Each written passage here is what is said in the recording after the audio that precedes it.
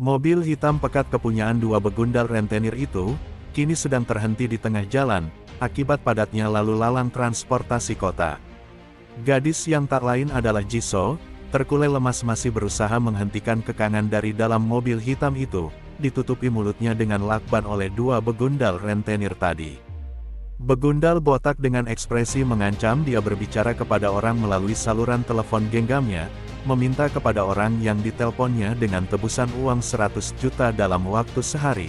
Dia menekankan agar jangan melakukan hal yang sia-sia kalau adiknya ingin selamat, sambung begundal botak dengan orang yang ditelepon dengan wajah yang seakan penuh kemenangan.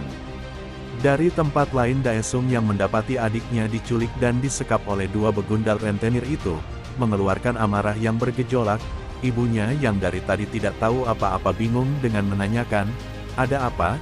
Daesung tak menjelaskan lalu dia pamit mau pergi sebentar, ditahan oleh ibunya. Ibunya tak sanggup hidup kalau Daesung menghajar orang, lalu dia dipenjara. Dalam hatinya dia sadar kenyataan sesuatu, kalau di dunia ada hukum yang berlaku, dia tidak bisa membunuh sembarang orang, karena ini bukan neraka. Jendela layar muncul hendak memberikan informasi tertentu tepat setelah dia merenungkan apa yang harus dilakukannya. Dalam lamunannya, ibunya memanggil Daesung, berusaha menyadarkan anaknya yang terpaku. "Jangan khawatir Bu," ucapnya sambil berbalik menghadap ibunya, "tidak akan ada yang terjadi," sambungnya penuh percaya diri dari raut senyumnya. Jendela layar memberikan informasi yaitu, adaptasi returner, memberikan satu hadiah basic skill, returner yang berarti orang yang kembali. Dengan mencoba menekan sesuatu di jendela layar itu, Daesung menyuruhnya untuk cepat berikan apa yang ingin diberikan oleh jendela layar. Setelahnya muncul beberapa skill di jendela layar, Poison skill level A, Stealth skill level A, Hell Flame skill level D, dan yang terakhir, Summon Shadow Rite. Itu adalah nama skill yang diberikan jendela layar kepada Daesung kali ini. Dengan wajah kecewa dan tanpa excited sama sekali dia memilih asal karena tidak ada yang disukainya. Scene berpindah menampilkan gedung-gedung yang menjulang tinggi, salah satunya adalah tempat dua begundal rentenir tadi, didorong paksa oleh begundal keriting itu. Jisoo dengan wajah sedihnya, dia tak bisa melawan. Terjadi perbincangan kecil antar kedua begundal tadi. Ketika mereka sampai di dalam elevator hendak mau naik, tiba-tiba terjadi korsleting listrik di dekat tempat mereka berdiri. Begundal botak menanyakan perihal apa yang terjadi. Kemudian dari bawah pijakannya terdapat listrik statis yang bergejolak, memunculkan sosok. Begundal botak menoleh penasaran. Kaget bukan main si begundal botak itu mendapati sosok muncul dari lantai pijakannya. Ternyata sosok itu tak asing, yakni MC kita sudah berdiri tegap dengan pembawaan yang mengerikan tiba-tiba muncul, menyeringai Bak Saiko, dengan mengatakan, "Kau bilang kau mau uang? Aku kesini mau memberimu uang." 30 menit sebelum Daesung sampai ke tempat begundal tadi, Daesung memilih skill Summon Shadow Rite yang diberikan jendela layar kepadanya. Dari aktivasi skill itu, nampak tubuh Daesung dipenuhi aura kegelapan, dan energi biru menyala seperti api biru tua pekat keluar dari salah satu tangannya. "Ini pasti bagus untuk sekarang," ucapnya dipenuhi aura kegelapan dan disambungkan mengucapkan nama skill itu, Summon the Shadow Rite. Cairan gelap pekat diselimuti aura biru tua menyala mengalir dari tangan Daesung. Terjatuhlah cairan biru gelap itu ke tanah masih diselimuti aura biru tua. Semakin membesar cairan itu seperti cairan darah yang kental. Summon Shadow Rite yang berarti memanggil hantu bayangan. Cara kerja dari skill ini yaitu bisa mendeteksi orang dari darahnya, karena begundal botak tadi mengeluarkan darah cukup banyak di lengan baju Daesung. Dia memanfaatkan Shadow Rite untuk mencari yang punya darah tersebut, tak lain adalah begundal botak. Scene berpindah di keadaan saat ini, nampak Daesung yang berdiri tegap dipenuhi aura kegelapan di tengah-tengah dua begundal tadi. Dengan berkata kasar begundal keriting siap menyerang Daesung dengan tinjunya yang lemah. Benar saja tinjuan dari begundal keriting tadi bak kapas yang melayang, sangat mudah untuk dihindari Daesung. Seketika dicengkramlah wajah dari begundal keriting itu oleh Daesung. Dengan tangan yang dipenuhi aura keunguan, dihempaskannya begundal tadi di lantai dengan sangat keras. Aura gelap pekat dan mata yang menyala putih keunguan menyelimuti kemarahan Daesung. Saking kerasnya hempasan dari Daesung tadi, terlihat retakan-retakan dari lantai, dan begundal keriting itu sudah tak sadarkan diri dengan keluar busa dari mulutnya. "Dasar bajirut," ucap begundal botak dengan wajah ketakutan dan penyesalan dari belakang Daesung. apa kau seorang awakener? Lanjutnya dengan mengucur deras keringat nampak di wajah paniknya. Awakener.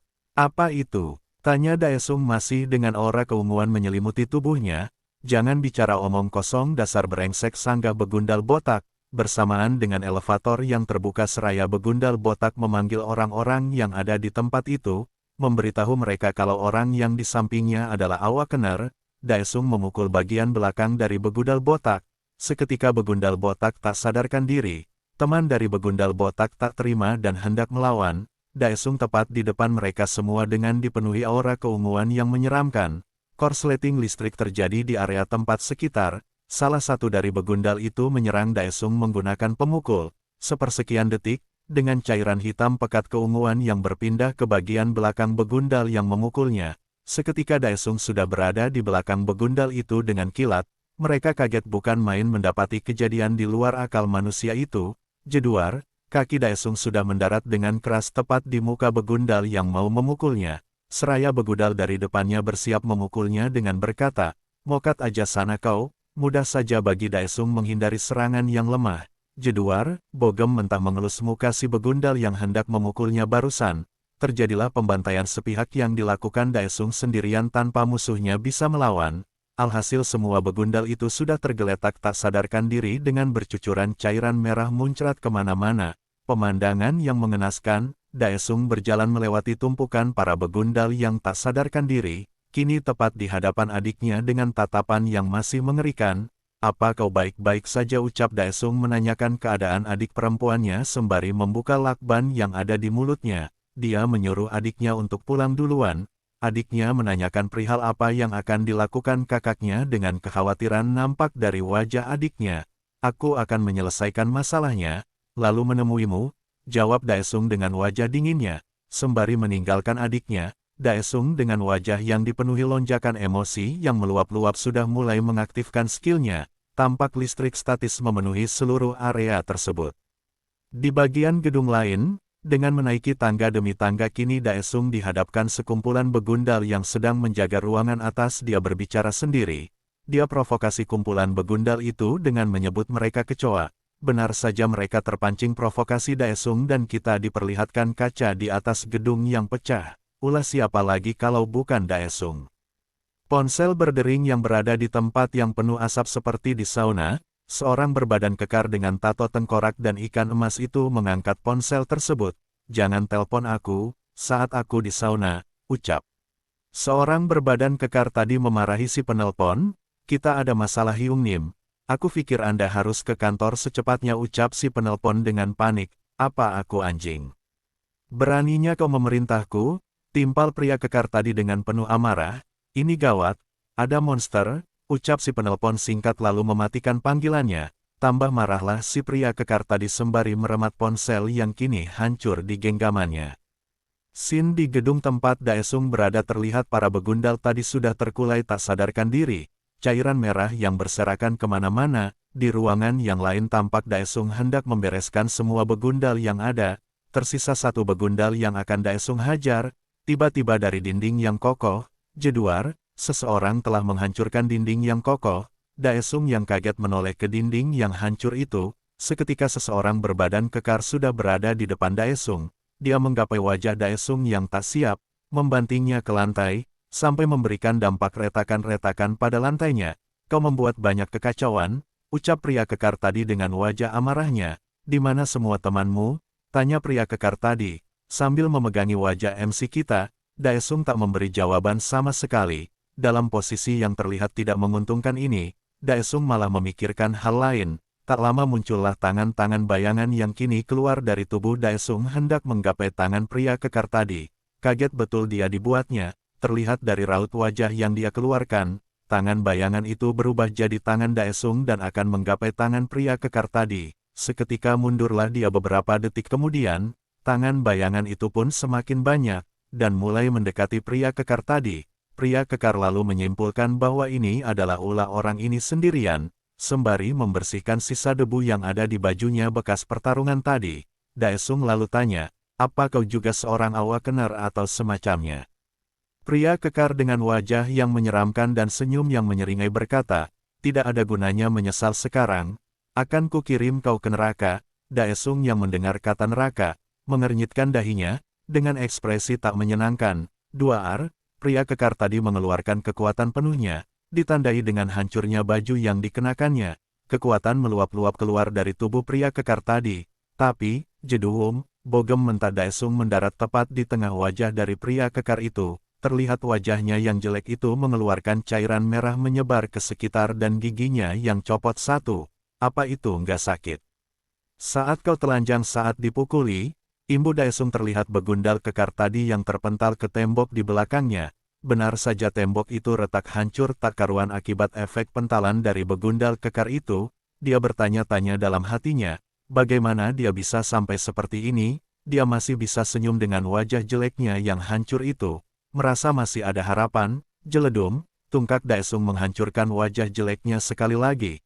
Kau tahu apa soal neraka, sialan? Ucap Daesung yang masih saja melancarkan tungkaknya berkali-kali di wajah jelek begundal kekar itu. Keluargaku menderita saat aku pergi, imbu Daesung dengan serangan tanpa ampunnya. Dia berada di level awakener yang berbeda. Pertama-tama aku harus bisa hidup. Gumam begundal kekar itu dalam hati sambil keluar air matanya. Tak percaya apa yang terjadi. Hentikan.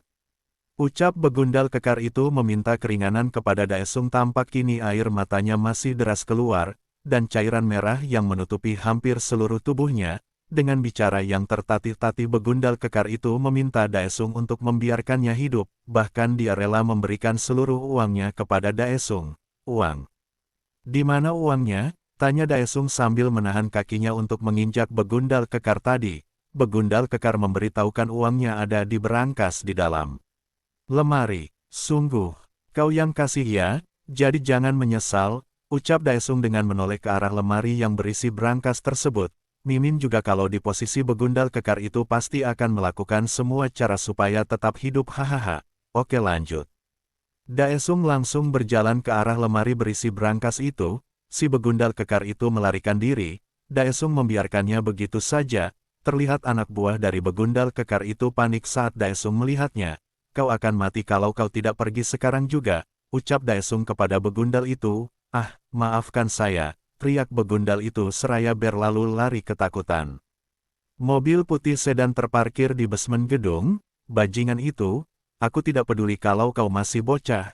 Aku akan membunuhmu. Geram begundal kekar tadi yang sedang marah-marah di dalam mobil. Aku melupakan sesuatu. Password berangkasnya apa? Kejut Daesung yang tiba-tiba sudah berada tepat di belakang begundal kekar itu. Keringat bercucuran, wajah pucat pasi, dan mata terbelalak. Tak karuan perasaannya kala itu. Bagaimana? Tanya begundal kekar dengan suara yang terbata-bata. Kenapa juga itu penting? Yang terpenting aku bisa mendatangimu dimanapun kau berada. Ucap Daesung sambil mengeluarkan tangan bayangan yang jumlahnya banyak yang sedang menyiksa begundal kekar itu. Ah, teriak begundal kekar tadi terdengar sampai di luar mobil. Scene berpindah di bagian atas gedung. Terlihat Daesung sedang mengeluarkan uang bergepok-gepok yang jumlahnya 532 juta won dari dalam lubang dimensi yang ia ciptakan sendiri. Berapa lama aku bisa hidup dengan ini? Ucapnya sambil memegangi beberapa uangnya. Berapa banyak apartemen yang bisa ku beli di Seoul? Sambungnya dengan senyum puas tampak dari wajahnya. Scene berpindah ke sebuah toko yang menjual peralatan elektronik. Banyak orang yang lalu lalang di depan toko itu. Nampak Daesung sedang memegangi ponsel lipat keluaran terbaru dari brand terkenal di sana. Daesung masih mengecek ponsel yang ditawarkan penjaga toko itu. Dengan dua desain ponsel yang populer saat itu, penjaga toko meremehkan dengan memberi solusi kalau ponsel itu bisa dicicil. Namun kagetnya dia saat Daesung membeli kedua ponsel itu dengan cash tanpa nyicil. Terlihat segepok uang yang sudah ada di depan matanya. Sumringahlah wajah si penjaga toko itu dengan Daesung masih saja sibuk mengecek ponselnya. Terima kasih, pelanggan, ucap ramah penjaga toko itu seraya Daesung berlalu pergi. Sampailah Daesung di rumahnya sambil menaruh barang yang ia beli barusan. Terdengar dari arah lain, ibunya memanggilnya untuk makan. Aku harus pergi keluar, jawab Daesung singkat. Apa? Kemana? Tanya ibunya yang kini sudah di pintu kamar Daesung. Ibunya bingung terlihat Daesung sudah tidak ada di kamarnya padahal dia tidak terlihat keluar kamar. Kala itu suasana malam yang normal, terlihat lalu lalang orang yang mungkin pulang kerja. atau kerja shift malam, atau hanya sekedar keluar mencari makan dan nongkrong, di sebuah restoran barbeque, seseorang di salah satu meja restoran yang hanya diduduki dia seorang, dia memanggil Daesung, melambaikan tangannya menyuruhnya untuk kemari. Daesung menghampirinya dan melambaikan tangannya. Orang itu yang bernama Chanho satu-satunya sahabat Daesung. Tampak raut wajah yang terkejut melihat Daesung yang menjadi orang yang sangat berbeda dibanding saat terakhir kali mereka bertemu. Kini mereka berdua mulai barbekyuan dan meminum soju sambil ngobrol santai. Apa rencanamu untuk kedepannya? Tanya Chanho mengawali pembicaraan. Daesung yang sedang akan meminum soju yang sudah sampai di bibirnya hanya menjawab, "Yah," tanpa excited sama sekali. Lalu obrolan mereka berlanjut yang intinya, Daesung menanyakan berapa apartemen yang bisa dibeli dengan uang 500 juta won, dan Chanho membalas, mungkin bisa membeli apartemen kecil di pinggir kota, dan Daesung menimpali, kalau apartemen di tengah kota. Seoul, Chanho menjawab mungkin butuh 2 miliar won, seraya Chanho menyemangati Daesung agar bekerja lebih keras, karena dunia sudah banyak berubah saat Daesung koma. Ku dengar dari ibumu, kalau kau tampaknya telah menjadi awakener, tanya Chanho mengalihkan pertanyaan yang lebih serius. Pertama, aku harus tahu dulu apa itu awakener, jawab sekaligus tanya Daesung mengenai awakener. Lalu dijelaskan kepada kita melalui Chanho, kala itu terjadi saat setelah Daesung koma, secara tiba-tiba gerbang mulai bermunculan. Awalnya anomali ini ditemukan dalam skala nasional, diselidiki dan dikontrol, tapi suatu hari para monster membeludak keluar gerbang, dan kerusakan gerbang mulai terjadi. Kumpulan monster itu mulai menyerang manusia secara membabi buta. Manusia yang tak tahu apa-apa berupaya melawan balik dengan menyerang dengan senjata buatan manusia. Namun semua itu sia-sia belaka, mereka tidak mempan sama sekali. Seiring kerusakan dan korban yang terus meningkat, akhirnya mereka menyadari sesuatu. Hanya senjata aura yang terbuat dari monster yang bisa berfungsi, dan yang bisa menggunakan senjata aura itu disebut awakener. Tepat setelah obrolan mereka berdua selesai tiba-tiba terjadi retakan dimensi tepat di depan mereka berdua. Banyak monster yang mengerikan yang akan keluar dari gate tersebut, dan orang-orang pada ketakutan melihat retakan dimensi muncul di hadapan mereka. Monster mengerikan pun turun ke bumi melewati retakan dimensi itu. Mau tahu kelanjutannya? Jangan lupa subscribe ya. See you next video.